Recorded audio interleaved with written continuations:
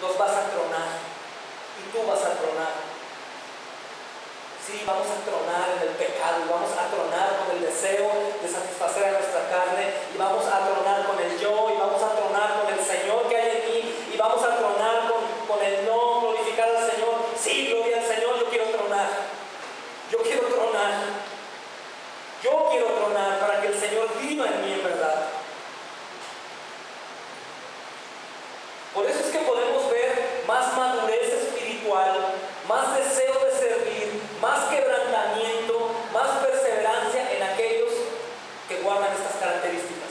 Y a muchos no les gusta escuchar eso y dicen, pues que yo no puedo, pero es que no es raro que no guardes estas características, pues no estás perseverando en la doctrina de los apóstoles. Y no únicamente lo digo aquí, yo sé que la mayoría de aquí está comprometido ya, al menos en 2 o 3 días a la semana, abriendo las puertas de su casa, discipulándose acá, obviamente en el culto, pero en general en la iglesia.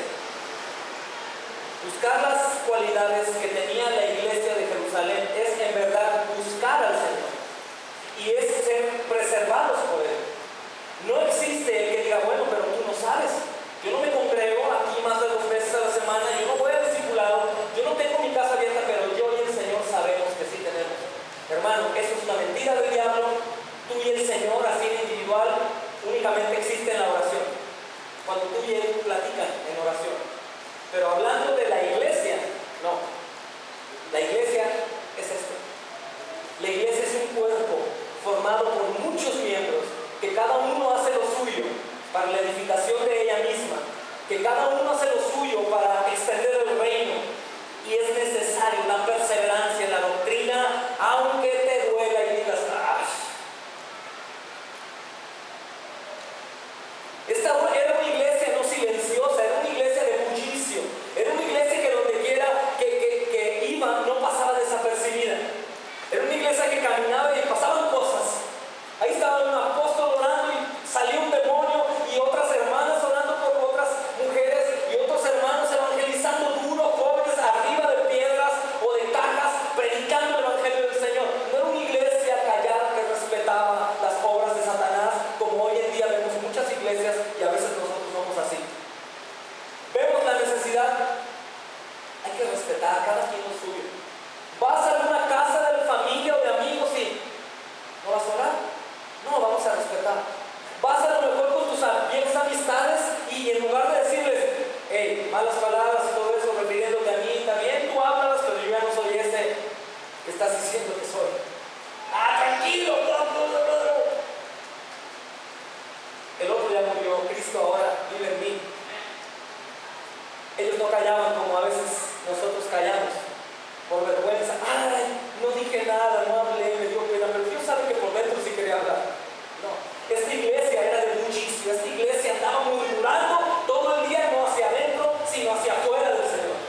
Todo el tiempo hablaba de Jesús, todo el tiempo a donde iba hablaba de Jesús. Y sabes que el Hijo de Dios vino y murió por los pecadores, por gentiles, por esos paganos que hemos platicado en estos estudios. Ellos estaban predicando a Jesús, el único Rey, Señor, el único Redentor y Salvador, aquel que va a sacar a muchas almas del infierno que ya estaban dentro.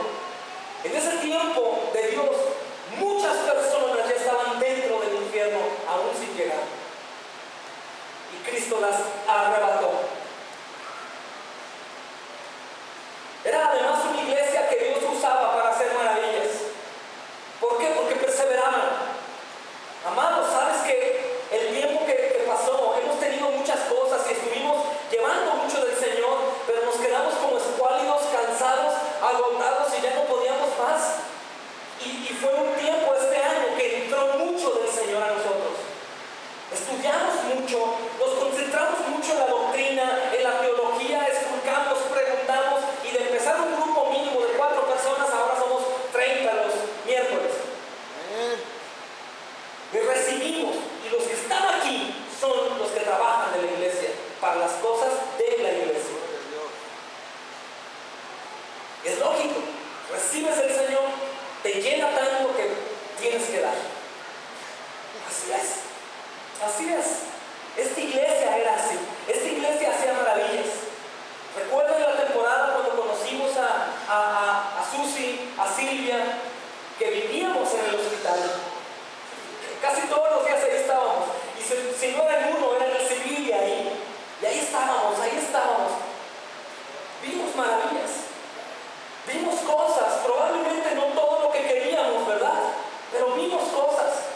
Y sobre todo vimos la mano de Dios sosteniendo a los papás y a las mamás en esas rachas horrendas que no cualquiera puede soportar más que únicamente los valientes que son sostenidos por Dios, como ustedes, únicamente. Y vimos esas maravillas. No siempre las maravillas son las cosas que yo quiero ver que sucedan, porque muchos han caído en la fe porque dicen, pues la maravilla que yo esperaba no fue hecha. Pero la maravilla, amados, de saber que tu nena descanse en los brazos del Señor Jesús y que algún día ustedes van a estar con ella por la eternidad, eso es una maravilla, porque no lo merecían. Esa es una maravilla. ¿Qué milagro más grande conoces tú que pueda existir, que conozcamos nosotros? ¿Cuál milagro? La salvación. No hay milagro más glorioso, no hay milagro más grande que el de la salvación. Esa maravilla el Señor la permite para su iglesia. Y esa maravilla el Señor la permite a la iglesia para llevarla a los demás, hablarles del Salvador. Eso es lo que la iglesia hacía también. Claro que había muchos milagros y muchas señales, pero aquí ellos no buscaban sanar a la gente, sino que fueran salvos. Eso es lo que buscaba la verdadera iglesia, es lo que busca hoy en día. No estar haciendo milagros, eso los hace el Señor con quien Él quiera, en el tiempo que Él quiera. Lo que la iglesia busca es la salvación de aquellos que estaban destinados para recibirla. Esta era una iglesia a la cual Dios le confiaba cada día más y más personas. Esta era una iglesia que Dios decía, esta es mi iglesia. Esta es mi iglesia y le voy a confiar a mis tesoros, mis talentos, para que ellos los guíen. Es lo que hace Dios con los predicadores. Confía a sus talentos, confía a los suyos. Y yo voy a dar cuentas no de tus pecados, sino voy a dar cuentas de lo que te enseñé.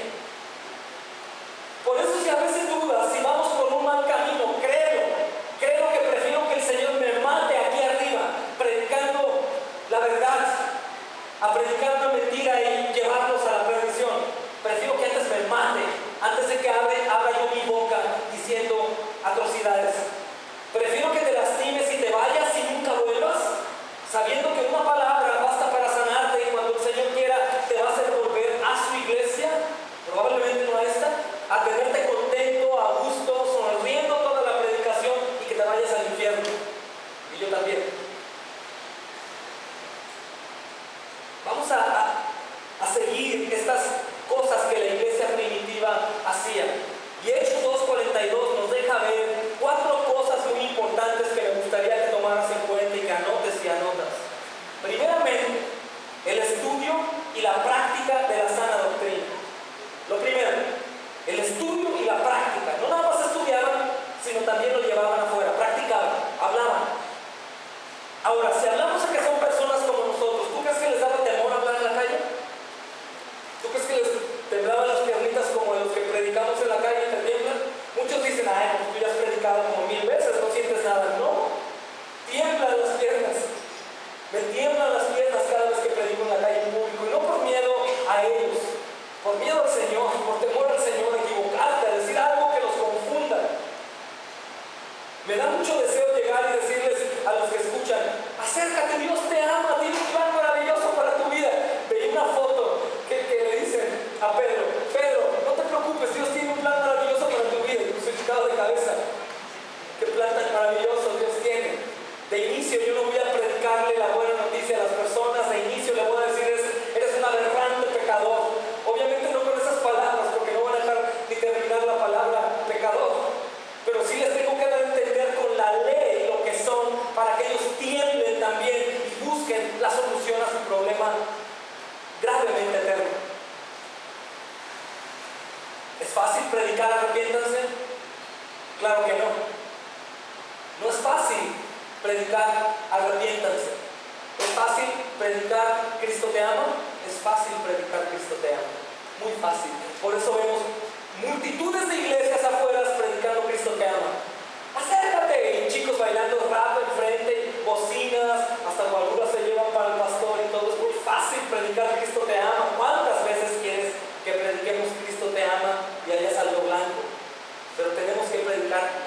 circunstancia. Eso es perseverar en la doctrina y practicarla. A fin de cuentas, el mensaje inicial del Evangelio es arrepiéntanse. Número 2, también tenemos que recordar que ellos se caracterizaban por la comunión, por el compañerismo cristiano. A mí me llena de gozo ver cómo algunos de ustedes, que aún sin darnos nosotros cuenta, se frecuentan o se hablan. Me llena de gozo saber que la iglesia se frecuenta. Hay un grupo en la iglesia, amados, que normalmente participa y está más unido porque son los que son constantes en las cosas del Señor, en la oración, en la célula, en el estudio de miércoles, y todas obviamente se unen más. No es que sean preferidos, sino son los que están practicando las cosas del Señor. Pero hay otros que no pueden, no se reúnen aún tanto y entre ellos se hablan, y eso es maravilloso, y eso es lo que tenemos que hacer también, el compañerismo y la comunión cristiana. Otro punto importante es en el fiel cumplimiento de las ordenanzas de Dios. Debemos de cumplir fielmente sus ordenanzas, no únicamente unas, las que más fácil puedo hacer, sino las que me cuestan trabajo hacer. La mentira, la hipocresía, la pereza, el no amar y respetar a mi esposa como Cristo dice, o viceversa, el perder el tiempo en nada. Esas cosas que parece que no son pecado, te llevan a pecar. Te llevan a pecar. Te lleva a pecar el no levantarte de tu cama a tiempo el día de culto o de reunión, porque caes en pereza y prefieres, ante una balanza, dices, prefiero mi flojerita que ir con el Señor. Eso también te lleva a pecar. Lo digo porque es algo que le sucede mucho a la iglesia. Nos lleva a pecar también el adulterio. Con los ojos se desvían al lugar que no tienen que desviarse, y no nada más una vez y te volteas, sino repites 3 veces, como si estuvieras en buffet. Eso nos lleva a pecar y es algo que se practica en la iglesia. La hipocresía y la murmuración es algo que también se practica. El egoísmo. A veces podemos salir del culto después del sermón y decir, fíjate que me dijo y que me dio y que se me quedó bien y me hizo mala cara. Espero que nunca te escuche yo así directamente, que nada más me ha llegado por terceras personas, porque si no, sí, la Macardo no está. No lo puedo creer que cuando apenas salimos del culto o estamos en un estudio, caiga murmuración. O una pareja peleándose y dicen, oh, por favor, Señor, perdónanos. Es algo que yo tengo que echar a un lado y buscar al Señor. Y también tengo que buscar constantemente el rostro de Dios. Eso es lo que constantemente tengo que hacer, buscar el rostro de Dios. Y lo más hermoso que yo te pondría como ejemplo, ¿quién es la iglesia? ¿Cómo nos llamamos? El cuerpo. ¿Quién es la cabeza? Entonces, ¿qué rostro debo buscar? Y cuando yo busco el rostro de Armando, tengo que ver su cuerpo también. Cuando tú vienes a la iglesia, cuando tú vienes con el cuerpo, vienes también con la cabeza. Cuando tú vas a la iglesia y estás congregándote en las cosas del cuerpo del Señor, estás con la cabeza también. Estás buscando el rostro de Dios. Y de hecho puedes ver a Dios en cualquiera de nosotros. Puedes ver el rostro de cada uno de los hermanos y hermanas, y puedes ver a Dios porque sus manos crearon cada parte pequeña, cada molécula de cada uno de nosotros. Y puedes ver el diseño de Dios. Puedes conocerlo un poco y ver la variedad que tiene el Señor, lo interminable, lo infinito que es, porque no hay ningún gemelo aquí, ¿verdad? Aún los gemelos son diferentes. Entonces, el estudio y la práctica de la sana doctrina duele. El compañerismo cristiano y la comunión, el fiel cumplimiento de las ordenanzas y la búsqueda constante del rostro de Dios. Ahora, hermanos, ¿esta iglesia fue siempre la misma? No.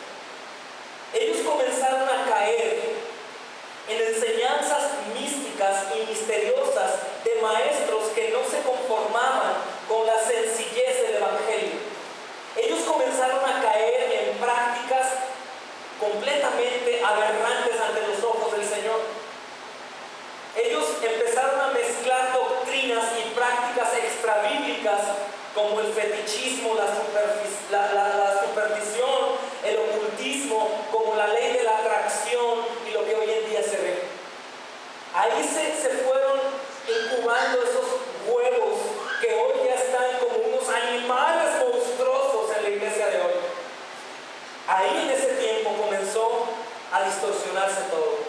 ¿Y qué crees que es lo que más creció? La maleza es lo que creció. ¿Por qué crees que las iglesias más herejes que hay hoy en día, y no se les debería llamar iglesias, pero esos grupos o comunidades que se dicen ser cristianos, ¿por qué crees que son los más grandes? Porque ahí hay bendición, porque la maleza crece más que el pasto que tenemos ahí. La maleza la rebasa por 1000 y crece mucho más rápido y es mucho mayor, y la maleza se come a lo que no es maleza. Y de la misma manera hoy en día lo podemos ver. Esta iglesia también comenzó a separarse y comenzó a caer en esas prácticas antibíblicas, y no era porque no querían seguir al Señor, sino era porque no obedecieron al Señor. Comenzaron a no estudiar y practicar la doctrina, comenzaron a no ser compañeros cristianos y tener comunión, comenzaron a no cumplir las ordenanzas, comenzaron a dejar de buscar el rostro de Dios. ¿Se perdieron? Por eso si alguien llega conmigo y me dice, ando perdido, fíjate que no encuentro al Señor y no he venido, hermano, pues no vienes a orar, no te discipulas, faltas al culto. Si la sonrisa que tienes es falsa, yo no sé. Porque la realidad que el verdadero gozo viene únicamente cuando eres un verdadero hijo de Dios. Se vale llorar, se vale estar triste, se vale estar afligido, se vale sufrir cuando hay cosas trágicas, por supuesto que sí. Cristo mismo lloró también en la tumba de Lázaro, aún sabiendo que iba a resucitar. ¿Pero te vas a quedar así siempre? No. El Señor te va a sanar. El Señor te va a ir cambiando y el Señor va a hacer que te enfoques únicamente en Él. Esta iglesia, aparte de caer en herejías y separarse, también la verdadera iglesia, la que perseveró, pasó por cosas horribles, hermanos. Porque ellos no tenían la condición que tú y yo tenemos, estar sentados aquí, gloria a Dios, salirnos e ir a comer a los tacos y como si no hubiera pasado nada. Ellos vivían todo el día enfocados en el Señor, y el día del Señor como hoy lo guardaban en su totalidad. Todo el día lo guardaban. Es lo que yo te recomendaría que hicieras hoy.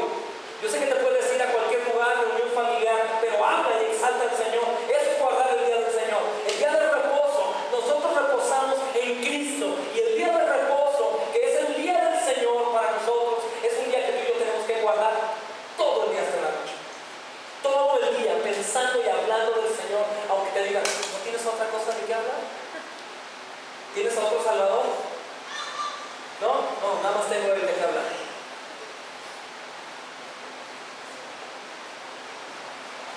Ahora te preguntas, si el Señor les cuidó tanto como para que no se metieran en tribulaciones o en aflicciones o en enfermedades.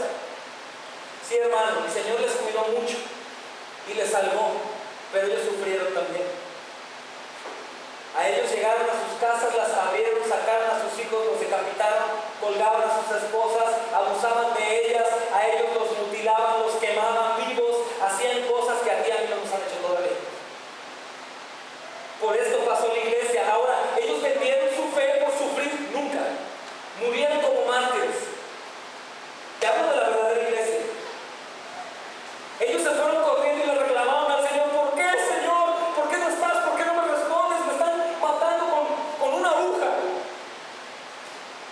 No, hermanos. Se quedaron dándole gloria al Señor.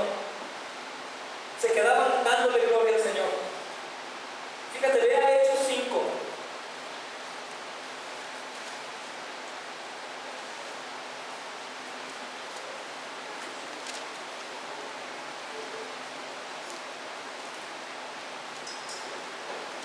Y vete los versículos 40.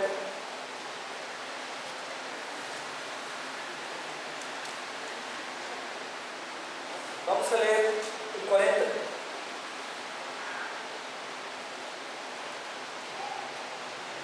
¿Amén? Y convinieron con él, y llamando a los apóstoles, después de qué? De azotarlos, les intimidaron que no hablasen en el nombre de Jesús, y los pusieron en libertad, y ellos salieron llorando y se enojaron con Dios y nunca volvieron a hablar de él porque les dio miedo. Ah, no, ¿verdad? Dice, y ellos salieron de la presencia del concilio gozosos de haber sido tenidos por dignos de padecer afrenta por causa de su nombre.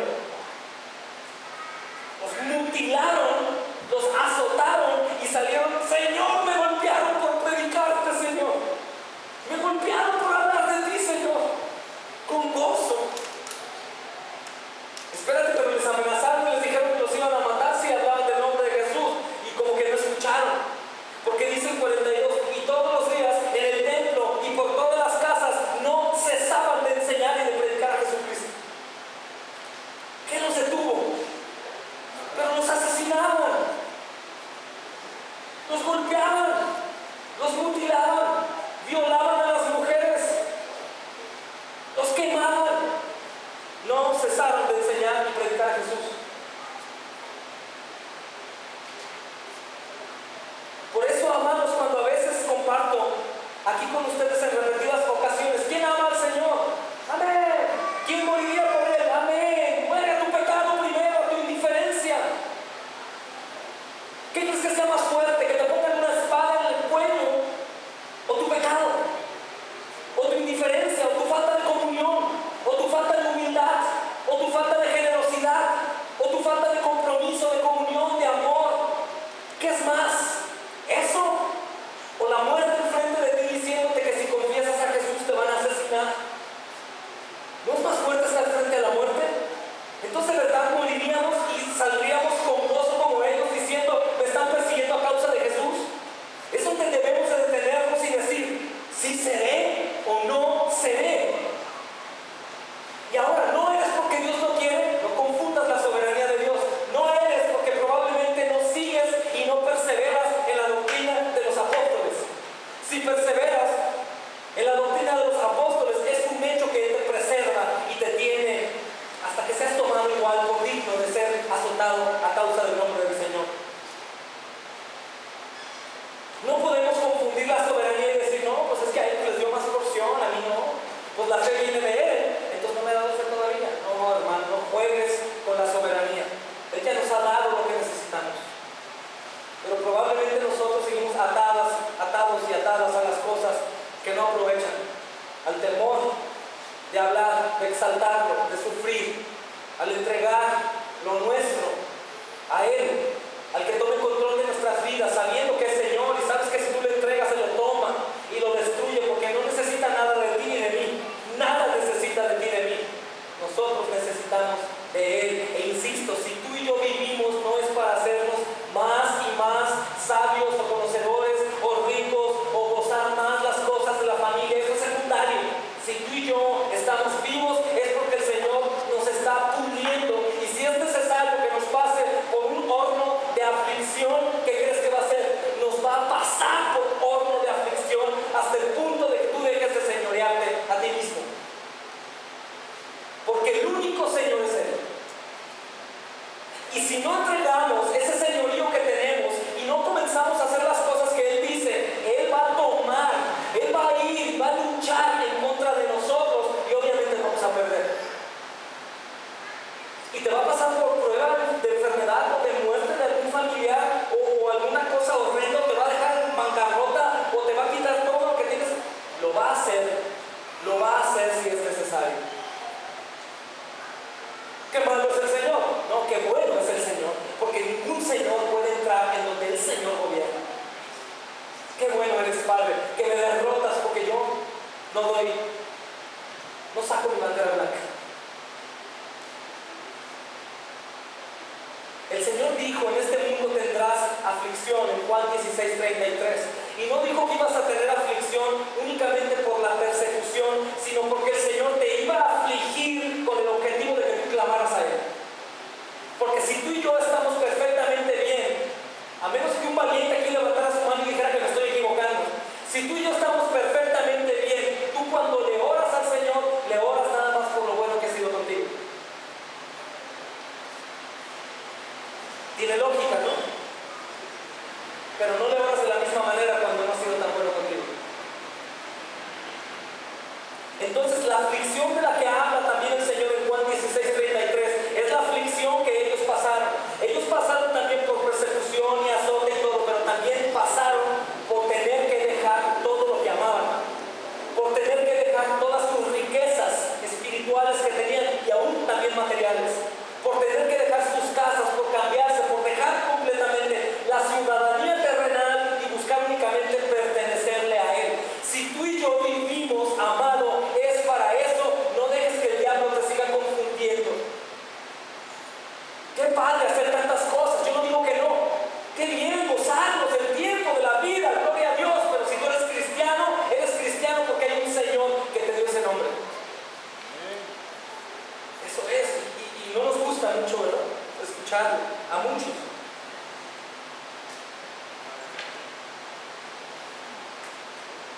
¿Acaso nos podemos preguntar, amados, ¿y por qué es así?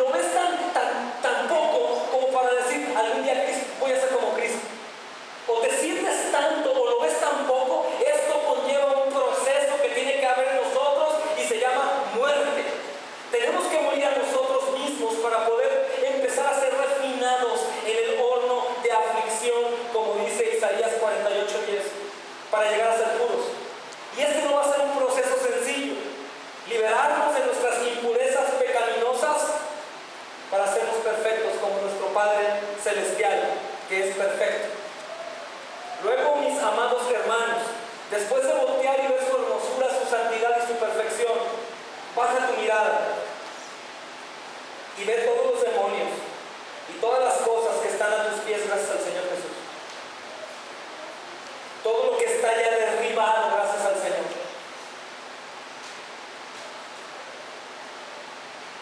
Y nos damos cuenta cómo el Señor es tan hermosamente majestuoso hasta que nosotros vemos lo depravados que somos.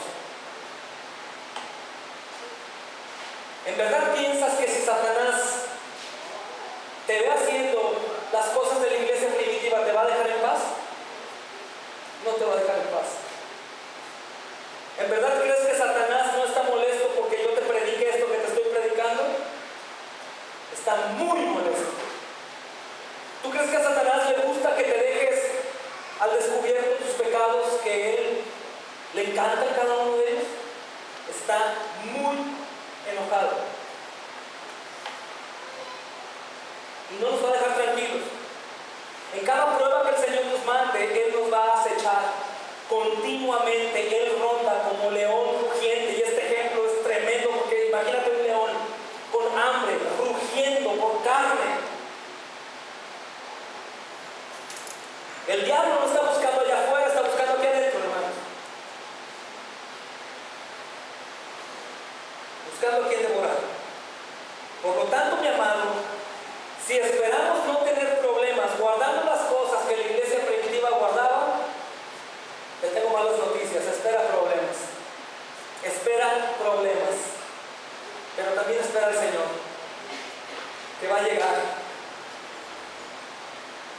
Y a mí me gustaría, hermanos, que recordáramos Santiago 4:4.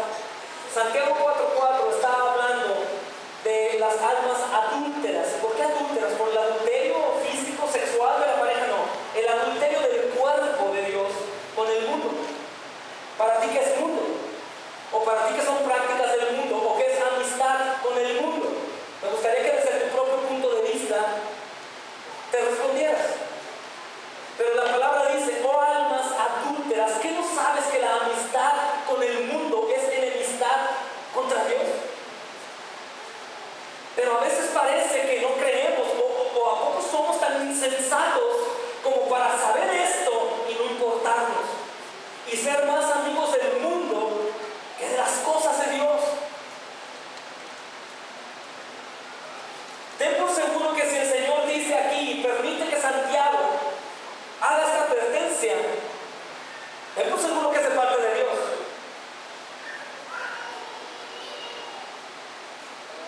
También ten por seguro que si nosotros caminamos como la iglesia primitiva, va a haber mucha batalla. Y a lo largo de este año y del año pasado y del año antepasado vimos mucha batalla. Pero gracias a perseverar, sus siervos están aquí, por ejemplo. Silvia y Alberto están aquí también. De perseverar, de predicar, de ir a esos lugares en donde normalmente van y predican: Cristo te ama. Pues no se nota que me ama tanto porque mira cómo estoy. Cristo quiere que te arrepientas. Ah, caray, ahí ya cambió. Gracias a la perseverancia, nosotros estamos hoy aquí después de otro año más. Gracias a recordar estas cosas, cuando viene el enemigo, no nos extraña y no decimos: pues Dios no me ama, o que no, Dios no te ama tremendamente. Y te ama tanto que si hay cosas en ti que Él no ve que son adecuadas para entrar a su reino, te va a romper y nos va a dar lo que más nos duele, amados. Y tenemos que estar preparados para que nos quite lo que más amamos, porque Él prometió venir a quitar nuestros ídolos. Él prometió venir a quitar nuestros ídolos. Así que voltea tu vida a tu alrededor y mira a quién tienes como ídolo. Tu dinero, tu trabajo, tu casa, tus hijos, tu esposo, tu esposa, tus pertenencias, tu coche, tu bicicleta, tu cama, tu almohada, tu osito de peluche. Todo te lo va a quitar el Señor. Él quiere ser el único Señor en tu vida. También te va a quitar tu orgullo, y te va a quitar tu soberbia, y te va a quitar tu ira, y eso se quita a base de vara. Prefiero